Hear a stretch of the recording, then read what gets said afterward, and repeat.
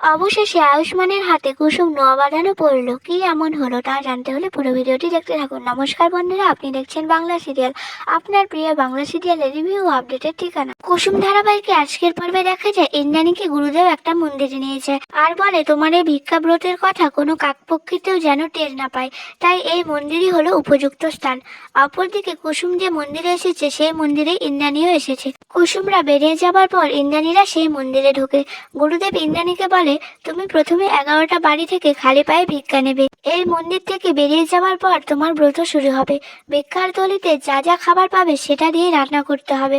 প্রথমে খাবারটা ঠাকুরকে নিবেদন করবে, তারপর সেটা ছেলেকে খাওয়াবে। আর এই ব্রত তোমার পরিবার তোমার পাশে থাকবে না, তাই যা করবে তোমাকে একাই করতে হবে।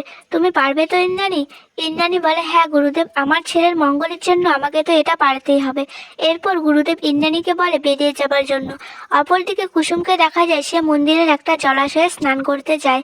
সেখানে গিয়ে ঠাকুরকে প্রথমে প্রণাম করে মনে মনে বলে আমি আর দেবীমা ঠিক করেছি ব্রত পালন করব। তুমি দেখো ঠাকুর, ছোট সাহেব যেন সুস্থ হয়ে যায়।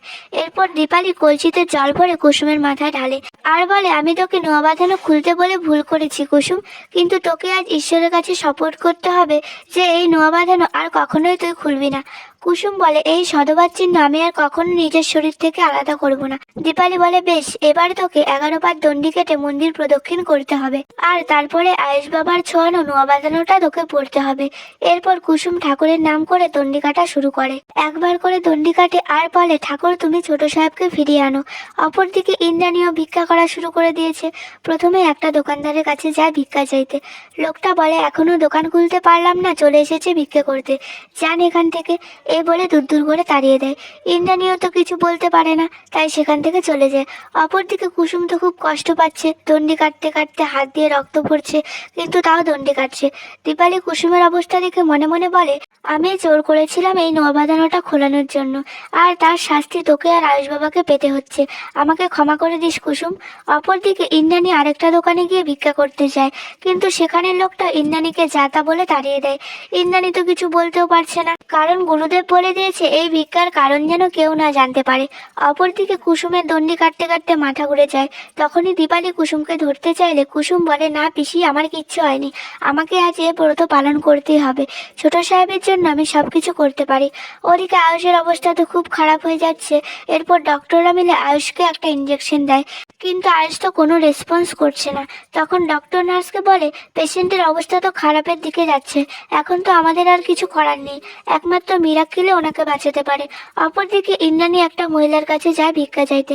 মহিলাটিও ইন্দ্রাণীকে ভিক্ষা দিয়ে দেয়। ইন্দ্রাণী তো খুব খুশি হয় আর মনে মনে বলে তোমার জন্য আমি সর্বস্ব ত্যাগ করতে রাজি আয়ুষ, তুমি শুধু সুস্থ হয়ে যাও, আমার আর কিচ্ছু চাই না।